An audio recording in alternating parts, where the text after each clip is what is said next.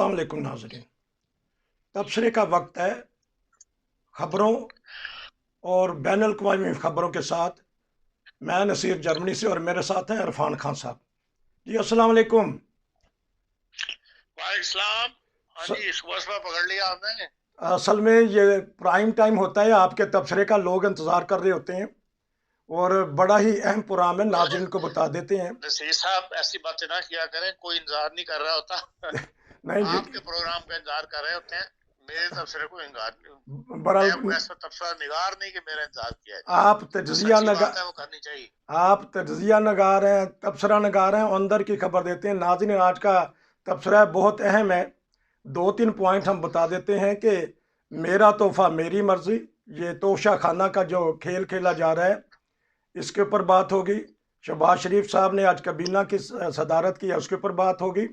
और एक ख़त गर्दिश कर रहा है, जालमाना ख़त कहना चाहिए, उसकी अगर मौका मिला तो उसके ऊपर भी हम खान साहब का तबसरा लेंगे कि ये हुकूमतें जो मजहबी कार्ड इस्तेमाल करती हैं, खेलती हैं, और उनका नुकसान क्या है और फ़ायदा क्या है। तो सर, सबसे पहले तो मैं आपसे ये पूछूंगा कि आज नए वज़ीर आज़म शहबाज शरीफ साहब ने काबीना की जो सदारत की है, उसमें शेर व शायरी की है, वो हमेशा करते हैं। लेकिन एक बात उन्होंने ऐसी की है, जो जर्मनी, अब आपका भी मुल्क है, मेरा भी मुल्क है, बहुत सारे पाकिस्तानियों का मुल्क है, पाकिस्तान भी हमारा मुल्क है।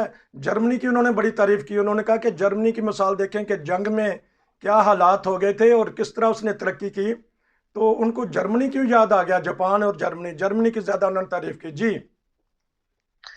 देखिए, जर्मनी बहल दुनिया के अंदर ये हर बंदा तस्लीम करता है कि बिल्कुल तबाह हाल मुल्क था दूसरी वर्ल्ड वार के बाद, और उसके बाद उन्होंने दोबारा मुल्क को उठाया और बड़ी तेजी से जर्मनी उठा और दुनिया के ऊपर छा गया। आज दुनिया की सबसे बड़ी तिजारत यहाँ होती है, सबसे बड़ा इंडस्ट्रियल मुल्क जो है वो बना पड़ा है।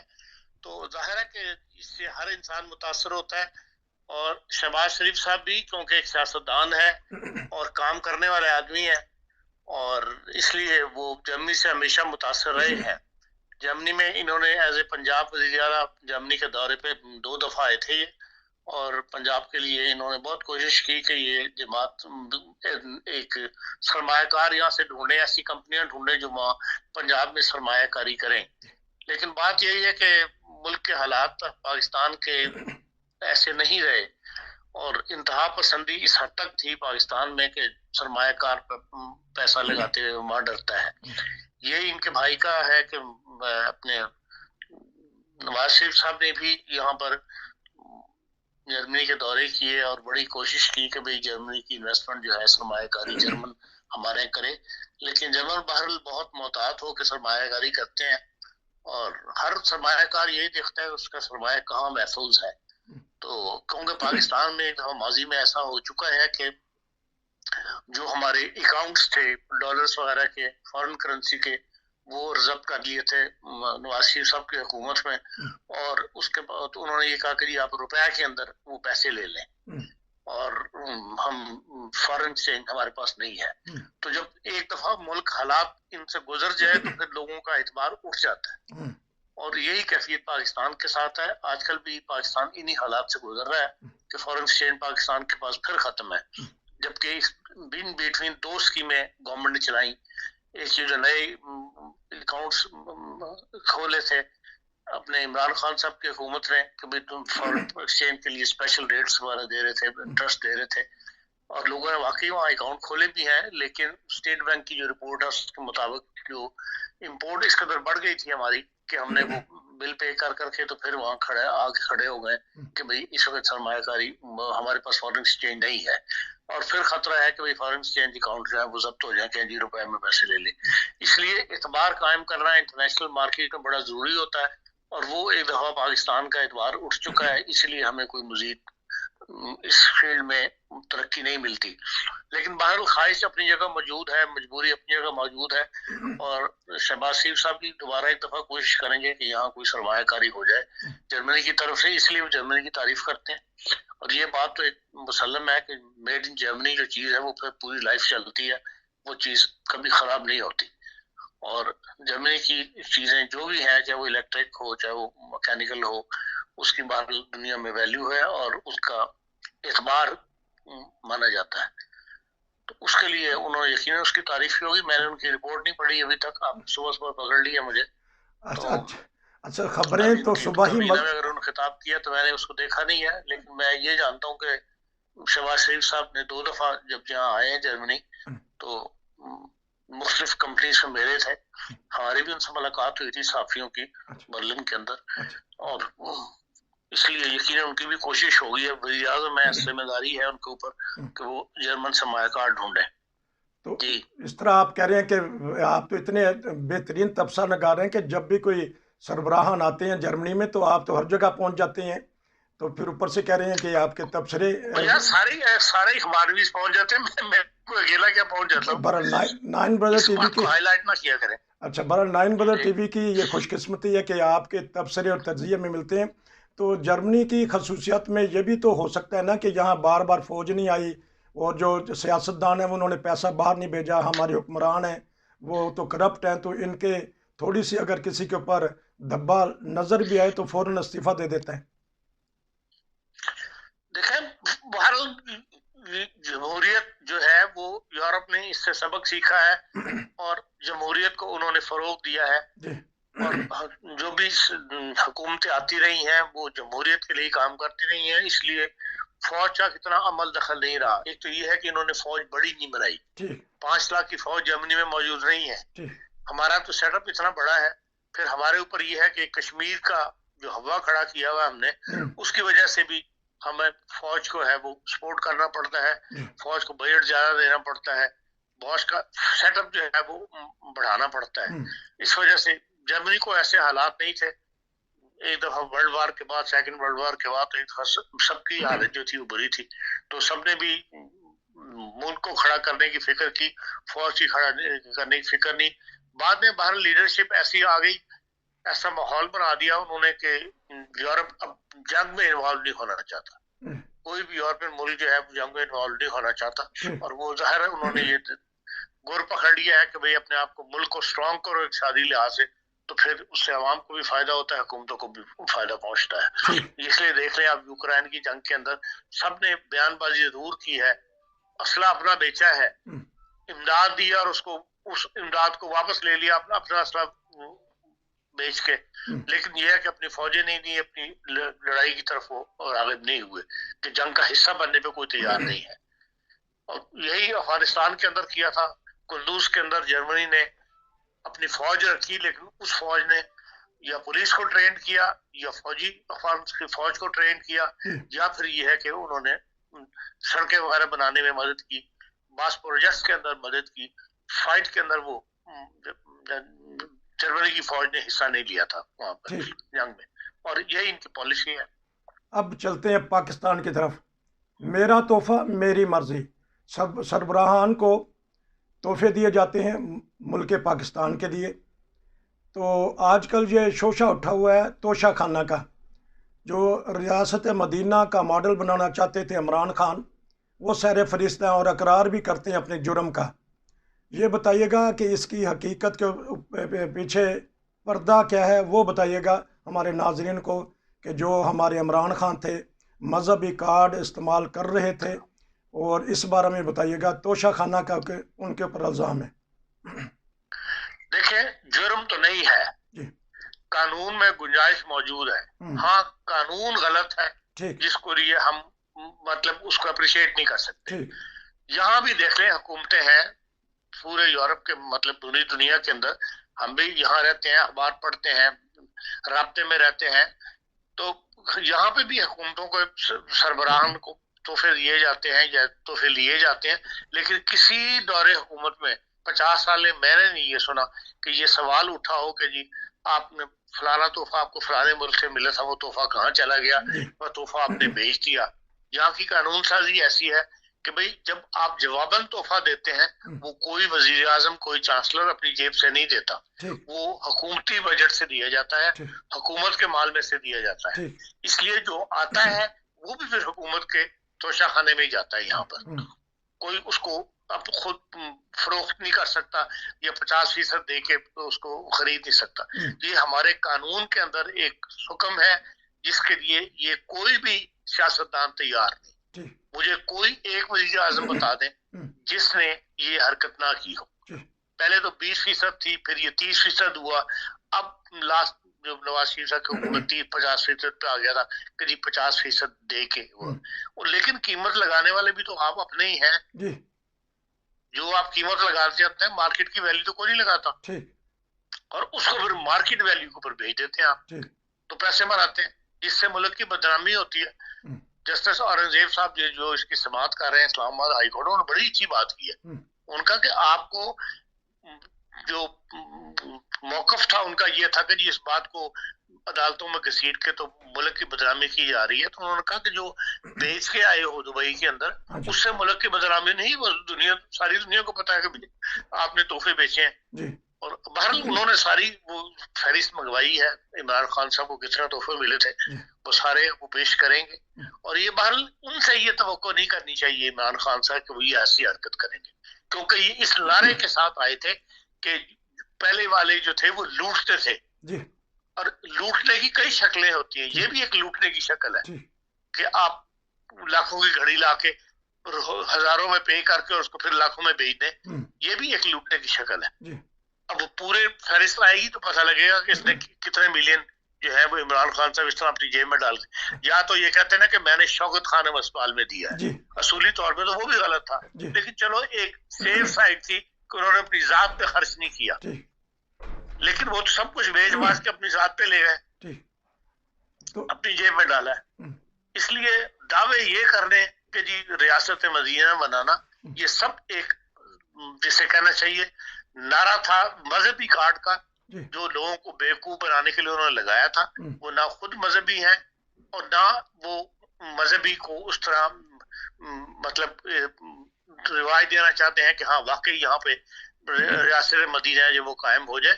یہ ایک سیاسی نعرہ تھا، انہوں نے مذہب کو استعمال کیا اور جس سے ان کو بھی نقصان ہوا اور ہر کو نقصان ہوا. جس نے بھی مذہبی کارڈ استعمال کیا ہے اینڈ آف دا ڈے جا کے اس کو وہ نقصان ہی پہنچا ہے. وہ چیز اس کے گلے پڑ گئی اور لوگوں نے ان کو تانے دینے شروع کر دیے. اور یہی عمران خان صاحب کی حرکت ہے جس کی وجہ سے وہ اب دنیا کے اندر ان کے اوپر سوال اٹھ رہے ہیں، اور جو وقت گزرے گا یہ سوال اٹھتے چلے جائیں گے. آپ نے ایک چیز یہ ہے جو جی آپ نے مذہبی کارڈ کا بتایا، تو ہمارے جو پاکستان کے سربراہان مملکت ہیں وہ تو اکثر کرتے رہتے ہیں. بھٹو نے بھی کیا، ضیاء الحق نے بھی کیا، اور اب ان کا دیکھی جو عمران خان ہے اس میں بھی پیش ہیں. تو انہوں نے بہت سارے قوانین ایسے بنانا چاہتے تھے اور بہت ساری باتیں ایسی کر رہے تھے. اور ساتھ یہ بھی بتائیے گا کہ وہ جب نعرہ یہ ریاست مدینہ کا لگاتے ہیں تو بہت سارے بھول پن میں لوگ ان کے پیچھے چل پڑتے ہیں، اور بڑے بڑے علماء بھی ان کی تعریف کرتے ہیں. جس طرح طارق جمیل صاحب نے کہا ہے کہ چلیں جی ریاست مدینہ کا ماڈل تو بن رہا ہے. جی دیکھیں طارق جمیل صاحب سیاسی مولوی ہیں. اچھا. طارق جمیل صاحب عالم دین نہیں ہے. ٹھیک. جو وقت کی جو مذہب کو پیسہ بنانے کے لیے استعمال کرنے چاہتے ہیں ان میں سے یہ مولوی ہیں. انہوں نے کوئی ان کا نام ان علماء میں نہیں آتا جو مولانا مودودی صاحب کی طرح یا دوسرے جو علماء وقت کے رہے ہیں ان میں ان کا نام دیا جاتا. طارق جمیل صاحب تو انہوں نے تو اپنی کمپنی کھولی ہوئی ہے اپنے نام سے، ٹیجے کے نام سے، جو کپڑے وغیرہ برانڈز بیچتے ہیں.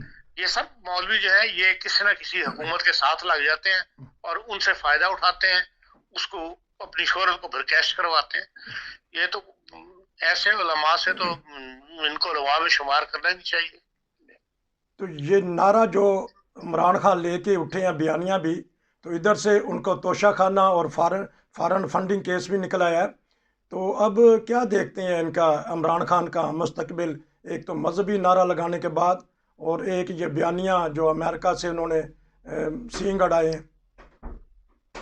دیکھیں جی انہوں نے جو نعرہ استعمال کر رہے ہیں اس وقت امریکہ کا، وہ لوگوں کے جذبات بھڑکا کے، اور وہ عام پاکستانی جو تعلیم یافتہ نہیں ہے، جو بڑی ملک کی بڑی آبادی تعلیم یافتہ نہیں ہے، عام تاثر یہی ہے کہ امریکہ جو ہے وہ اسلام مخالف ہے اور اس کو ہم لوگ کیش کروا رہے ہیں. اور یہ کوئی نہیں دیکھتا کہ دنیا کے حالات بدل گئے ہیں. اسرائیل کے ساتھ تمام عرب ممالک نے تعلقات قائم کر لیے ہیں. ہم آج بھی ان کو اسی دشمنی کے اوپر اڑے ہوئے ہیں. اسی طرح امریکہ کو ہم اپنا دشمن سمجھتے ہیں، لیکن سارا عرب ملک جو ہے وہ امریکن پالیسی کو لے کے چل رہا ہے. امریکہ کا وہ اثر رسوخ ہے. بہرحال پاکستان کو یہ ایک انلکی سی بات لگتی ہے کہ اس حد تک ممالک کے درمیان دشمنی رکھ لینی، لوگوں کے دلوں میں کدورت بھر دینی کہ وہ اور اسی کو عمران خان صاحب کیش کروا رہے ہیں اور وہ امریکہ کے خلاف لوگوں کو اکٹھا کر رہے ہیں. ورنہ نہ ان کے اگر آپ دور حکومت کو دیکھیں تو جذباتیت سے ہٹ کے جو جس طرح ان کا حکومت کا 3 سال کے اندر پاکستان پیچھے گیا ہے اور ہر فیلڈ میں پیچھے گیا ہے. یہ نہیں کہ 1-2 فیلڈوں کے اندر پیچھا گیا ہو، ہر فیلڈ میں پیچھے گیا ہے. یعنی افراط زر جو ہے وہی آپ دیکھ لیں کس قدر ہو گیا ملک کے اندر، روپیہ کہاں سے کہاں چلا گیا. پھر 2017 اور 18 کے اندر جو G D P growth rate internationally بتایا جاتا ہے وہ 6.1 تھا پاکستان کا، جو 21-22 میں 4% ہو گیا. اور اب مزید کل ہی ورلڈ بینک کی رپورٹ تھی کہ مزید کم ہو جائے گا پاکستان کا. 2 سال جو ہے وہ اگلے سال پاکستان پہ آئیں گے. اس طرح مہنگائی کی شرح جو تھی وہ 2.3% تھی 2018 میں، اور اب 2022 میں جو 10.8 ہے. یہ ٹھیک ہے کہ انٹرنیشنل بھی مہنگائی بڑھی ہے، لیکن کجا 2.3 اور کجا 10.8%. پھر سب سے بڑی بات یہ ہے کہ مالی خسارہ جو ہے، عمران خان صاحب کا نعرہ یہ تھا کہ ہم سادہ زندگی بسر کریں گے. گاڑیاں لگا کے انہوں نے وہ ایوان وزیر اعظم کی کھڑی کر دی تھی کہ لے جاؤ، ہمیں اتنی گاڑی کی ضرورت تھی، ہم سادہ زندگی بسر کریں گے. اب مالی خسارہ 5,600 ارب روپے ہے گورنمنٹ کا مائنس. اب بتائیں اس ملک نے کیا ترقی کرنی ہے یا عام آدمی کی بہبود کے لیے کیا اسکیم لے کے آئیں گے. بیرونی قرضہ 2018 میں 90 ارب تھا جو آج 131 ارب ڈالر ہے. پھر اندرونی قرضہ 1.1 ٹریلین روپے تھا جو آج 4.5 ٹریلین روپے ہے. یہ عمران خان صاحب کی حکومت نے لیا ہے. اسی لیے اسٹیٹ بینک نے ورلڈ بینک نے پابندی لگائی تھی، آئی ایم ایف نے، کہ بھئی آپ اسٹیٹ بینک کو جب چاہتے ہیں وہاں سے پیسے پکڑ لیتے ہیں. آپ اسٹیٹ بینک پابندی لگائیں کہ اسٹیٹ بینک حکومت کا ماتحت نہیں ہوگا، جس پہ بڑا شور مچا تھا. اور منوا کے رہے وہ آئی ایم ایف والے ان سے کہ اب اسٹیٹ بینک چاہے تو ان کو انکار کر سکتا ہے، ورنہ ہر حکومت جو ہے وہ اسٹیٹ بینک سے پیسے پکڑی جاتی تھی. ٹھیک. ایک اور کرپشن دیکھ لیں، پاکستان 117ویں نمبر پہ تھا اور عمران خان کے زمانے میں 147 کے نمبر پر آ گیا. اکنامک گروتھ 5.53 تھی، آج 0.04 ہے. جرائم کی شرح میں 57% اضافہ. انٹرنیشنل مطلب جس کو کنفرم کر رہے ہیں پاکستان کے گیلپ سروے والا بھی. تو یہ ان حالات میں عمران خان صاحب نے مذہبی نعرے کے سر پہ حکومت کی ہے، کوئی ملک کو آگے لے جانے والی بات انہوں نے نہیں کی. مذہبی نعرہ استعمال کیا. اور خان صاحب ان کے زمانہ میں ہماری بہت ساری فوجی شہادتیں بھی ہوئی ہیں افغانستان کے بارڈر پہ، اور بہت سارے مذہبی منافرت کے وہ بھی ہوئے ہیں، مظاہرے بھی ہوئے ہیں. اب انہوں نے ایک اور کارڈ کھیلنا چاہ رہے تھے جس کا خط سوشل میڈیا پہ چل رہا ہے. ایک محب وطن جماعت کے عقیدہ رکھنے والے دوستوں کو کوئی ایسی دھونس اور دھاندلی سے کچھ کروانا چاہتے تھے کہ یہ آپ نہیں ہیں، یہ تسلیم کریں. یہ کہاں کا قانون ہے؟ وہ کہتے ہیں ایفیڈیوٹ دیں، وہ کمیونٹی کے لوگ جو ہیں ایفیڈیوٹ دیں کہ ہم مسلمان نہیں ہیں. اچھا. کیونکہ زبردستی وہ ان کو مسلمان بنوانا، غیر مسلم بنوانا چاہتے ہیں، اس لیے وہ کہتے ہیں یہ آپ نہیں تو آپ کا شناختی کارڈ جو ہے وہ نہیں بنے گا. اب تک تو ایک تحریر ایسی تھی کہ ہاں جی آپ مسلمان ہوں یا نہیں ہوں، اگر میں مسلمان ہوں تو پھر انہوں نے اس فرقے کے بارے میں نازیب الفاظ لکھ کے آپ اس کے اوپر سائن کر دیں تو وہ کافی سمجھا جاتا تھا، ان کو ان کی تسلی ہوتی تھی. اب عمران خان صاحب کی اسے تسلی نہیں ہوئی، وہ کہتے ہیں کہ آپ ساتھ ایک ایفیڈیوٹ جمع کرائیں کہ آپ میں جو ہے وہ اپنے آپ کو غیر مسلم تسلیم کرتا ہوں. اب مجھے نہیں پتا کہ وہ اب قانون بن گیا یا نہیں بن گیا، لیکن وہ سوشل میڈیا پر وہ پوری تحریر اور وہ پورا جو ہے سیٹ اپ وہ اس وقت پھر رہے ہیں، دیکھ رہے ہیں، اور میں نے اس کو کنفرم کرنے کے لیے ہائی کورٹ کے سپریم کورٹ کے وکیل کو بھیجا تھا جو اس کمیونٹی سے تعلق نہیں رکھتے لیکن ایک لبرل پرسنالٹی ہے، انہوں نے کہا کہ ہاں یہ بات درست ہے. تو اس کا مطلب یہ عمران خان صاحب کی یہ ریاست مدینہ تھی جس کے اندر یہودی بھی تھے اور سب مل کر ایک معاشرہ جو تھا وہ اکٹھا رہتا تھا، اور یہاں یہ اس قسم کی حرکتیں کرنے پر تلے ہوئے ہیں، جبکہ دنیا کا رجحان اس طرف ہے کہ بھئی مذہب کا سیاست سے کوئی تعلق، مذہب اور سیاست علیحدہ علیحدہ، ریاست جو ہے وہ مذہب کے معاملات میں مداخلت نہ کرے. اس کا رجحان دن بہ دن بڑھ رہا ہے، یورپ میں تو پہلے سے ہے لیکن اس کی طرف دنیا قائل ہو رہی ہے. لیکن ہم یہ ہے کہ صرف اپنی عمران خان صاحب جیسے سیاستدان جو ہے وہ اپنی شہرت کے لیے، اپنی مقصد حاصل کرنے کے لیے مذہب کارڈ کو جو استعمال کر رہے ہیں، اور ایسے اور بھی ہیں، خالی عمران خان نہیں ہے، پاکستان کے اندر کمی نہیں. مذہبی انتہا پسندی یا نفرت کی سازش کہنا چاہیے یا انتہا کر دی عمران خان صاحب کی حکومت نے کہ وہاں کی ایک کمیونٹی کو یہ کہنے پہ مجبور کر رہے ہیں کہ آپ اپنے آپ کو غیر مسلم کہیں، حالانکہ ایک عقیدہ جو ہے انسان کا اپنا ذاتی ہوتا ہے، کوئی کسی کو کیا سمجھے وہ علیحدہ بات ہے، لیکن اپنے آپ کو کہلوانا کہ آپ یہ ہیں، یہ لکھیں. تو یہ خان صاحب اس کے اوپر تبصرہ کر رہے تھے. تو پھر اس کے بتائیے گا کہ تھوڑی سی تفصیل بتا دیجیے گا کہ بہت سارے دوستوں کو پتہ نہیں چل رہا ہوتا کہ یہ کس قسم کا خط ہے.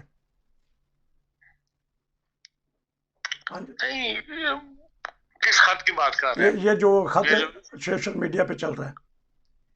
دیکھیں یہ ایک قانونی دستاویزات، اس کو قانون کی شکل دینے کی دستاویزات تیار کی گئی تھی اس کو قانونی شکل دینے کے لیے، لیکن بظاہر ابھی تک تو ہماری نظروں سے نہیں گزرا کہ اس کو قانون بنانے میں کامیابی ہوئی ہو یا وزارت داخلہ نے اس کو اپروول دی ہو کہ ہاں جی آپ شناختی کارڈ کے لیے ہمارے جس طرح کے پنجاب حکومت نے کر دیا کہ نکاح نامے کے لیے آپ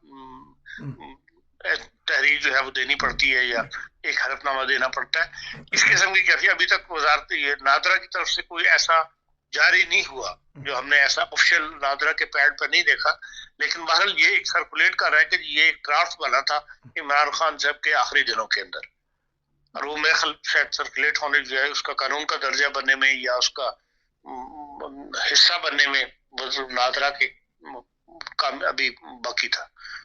لیکن ہے بہرحال ایک قابل افسوس اور ایک اپنے ملک کے شہریوں کے لیے دائرہ تنگ کرنا یا ان کے جیسے کہنا چاہیے کہ بھئی گردن پہ انگوٹھا رکھ کے تو ان سے ایک کام کروانا، یہ بہرحال آج کے دور کے اندر ایک نہایت غیر شریفانہ فعل ہے. انتہائی غیر شریفانہ فعل عمران خان کرنے والے تھے. بہرحال یہ کیونکہ وقت ختم ہو گیا، ناظرین خبریں تو بہت ہیں، انشاءاللہ خان صاحب سے آج ایک تبصرہ اور لے لیں گے یا پھر کل، کیونکہ جو بشیر میمن صاحب ہیں وہ اب کھلے ہیں قاضی فائز عیسیٰ کے کیس کے بارے میں، اب وہ عمران خان کے خلاف بول رہے ہیں، حکومت کے خلاف بول رہے ہیں. ادھر سے اسحاق ڈار صاحب کو سینٹ کا چیئرمین بنانے کی کوشش کی جا رہی ہے. دیکھتے ہیں کہ آنے والے حالات کیا ہوں گے. ادھر سے چیف آف آرمی سٹاف نے شہباز صاحب سے ملاقات کی ہے، اور اس طرح عالمی خبروں پہ بھی یقیناً آپ انتظار کر رہے ہوں گے کہ خان صاحب کا تبصرہ لیں. خان صاحب آپ کا بہت شکریہ، انشاءاللہ پھر دوبارہ آپ سے ملاقات ہوگی. نصیر کو اجازت دیجیے، السلام علیکم.